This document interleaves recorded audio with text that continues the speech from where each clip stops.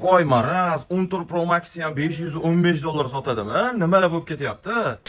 Obunachilarimizni ko'plab talab va istaklarni inobatga olgan holda, ya'ni iPhone'larni ham arzonlarini chiqaring deb so'ralgan savollarga bugun javob beramiz. Ya'ni arzon telefonlarni hozir 10 tasini tayyorlab qo'yganmiz. Hozirlar bilan birgalikda bitta ko'rib chiqamiz va narxlari bilan tanishib chiqamiz. Qani unda boshladik.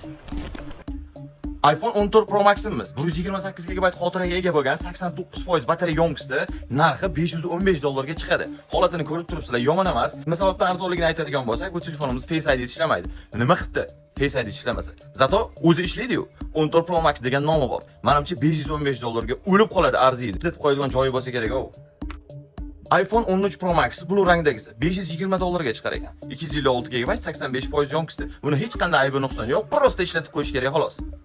Xuddi ana shu 13 Pro Max blue rangdagisi yana 128 xotiraga ega bo'lgani 78% batareya yo'nqisida. Narxi $465 ga chiqadi. Arzonligining sababi ekrani bir marta almashgan. Ya'ni displey yozuvi bor. Nima qilibdi displey yozuvi bo'lsa? Zato original ekran u, ishlatib qo'ysa bo'laveradi. Ekranni o'ziga ham, telefonni o'ziga ham 30 kun davomida garantiya qilib beriladi. Menimcha ishlatib qo'yadigan joy bo'lsa kerak.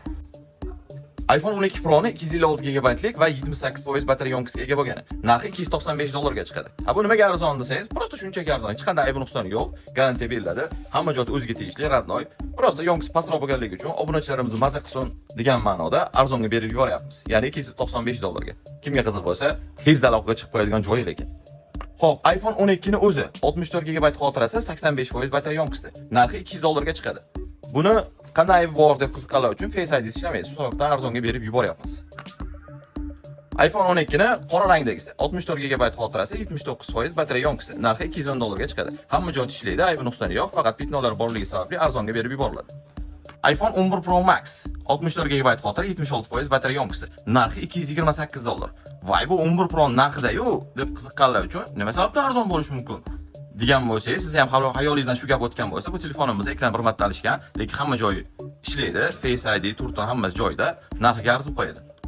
XS Max telefoni 64 GB xotiraga ega bo'lgan 89% batareya yo'nqisida, narxi $133 ga chiqadi. Ya'ni iPhone X narxida. Ko'rib turganingizdek, mana yozib qo'yganmiz, Face ID ishlamaydi, shu sababdan arzonga chiqadi. Va so'nggi bo'lib ko'rsatilgan telefonlarimizdan iPhone X o'zi, ya'ni $105 ga chiqadigan varianti. 64 GB xotira, 100% batareya yo'nqisida, rangi oq. Hech qanday aybi nuqsoni yo'q. Ha, aytmoqchi, Face ID ishlamaydi. Ekran bir marta alishganligi sababli Face ID ishlamaydigan bo'lgan, lekin narxiga arziydi. Ushbu telefonlarimiz qaysi biri sizlarga qiziq bo'ladigan bo'lsa, bemalol o'zimizga murojaat qilib yoki mana shu telefon nomerlariga telefon qilib qo'shimcha ma'lumot olsangiz bo'ladi. Sizlarni do'konimizda kutib qolamiz.